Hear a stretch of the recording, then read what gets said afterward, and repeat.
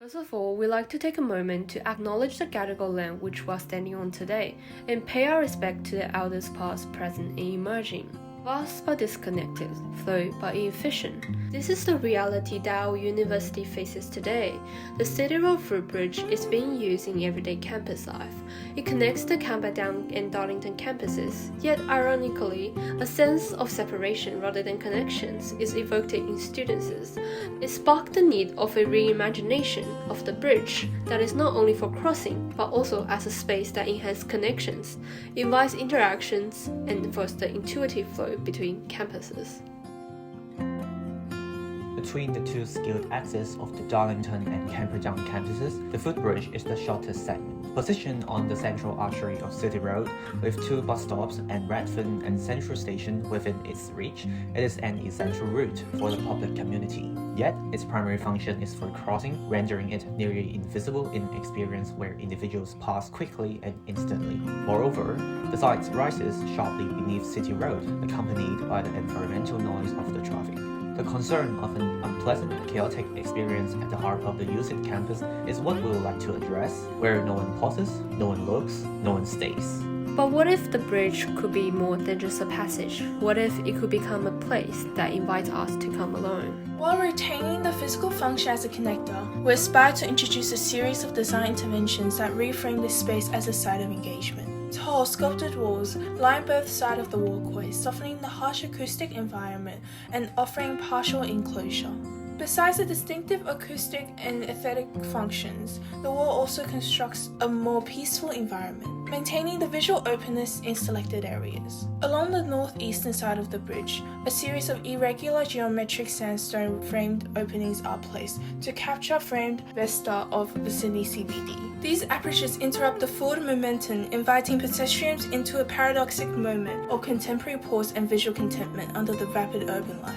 This design renews the visual narrative of campus connection. Fundamentally, the bridge becomes a gallery of vivid ordinary, an invitation to all individuals to celebrate University of Sydney campus and contribute to its dialogue with the broader Sydney. To further enrich the intricate spatial dynamic of the walkway from a public to semi-public space, we introduce a curated exhibition along the corridors that is opposite to the sandstone frame views. This is a collaboration with the Verge Gallery, where the space is now hosted with artworks, sculptures, and artifacts that changes over time, in which the utilitarian footbridge has now become a cultural encounter where students and the public will subconsciously slow down to engage with the deliberate orchestrations within this semi-public environment. Benches along the bridge's central axis offers a place to sit, to talk, to observe and rest. The act of pausing becomes natural. The bridge is no longer transitional, but participational. It welcomes interaction and contentment within students and the public, inviting informal pauses, enlightened thoughts,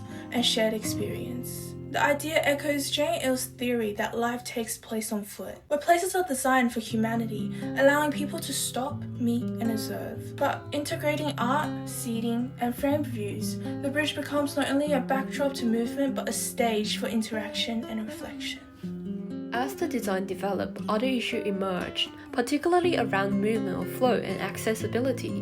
One recurring concern from student interviews was the changing levels and complex disconnected transition in the Jane Force Russell building. In response, a new entrance was introduced at the balustrade guardrail on the Darlington side, where this is a route that is heavily used by students arriving from the reference station. This sparks a decision in reshaping the bridge as a more intuitive path, extending it as a rectilinear path that guides the student and the public movement naturally across the previous fragmented terrain.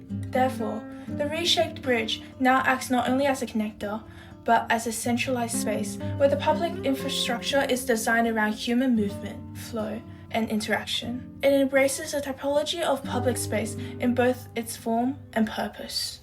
Throughout the design process, we constantly return to the relationship between the built environment and its users, the connection between movement and students, and campus and individuals. The redesigned bridge now metamorphically mirrors the interplay between the individual and the collective, paralleling both natural and urban environments. It allows outward vision and inward reflection, transforming the act of walking into a conscious experience in which observing becomes as important as arriving. In this way, the bridge embraces the theme of spatial exhibition, where users are both audience and participant.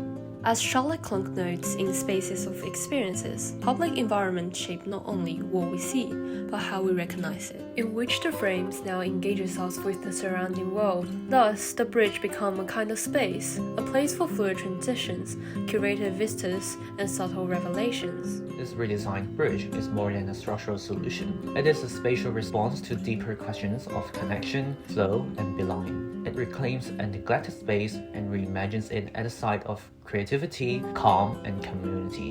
In doing so, it reconnects what was once divided, welcoming everyone within the daily commute of students and university life. And most importantly, it transforms how we move and how we feel within the campus landscape. It is no longer just a bridge. It's a two-way frame of view. It's a spatial experience and a firm moment of gratitude for our day-to-day ordinaries.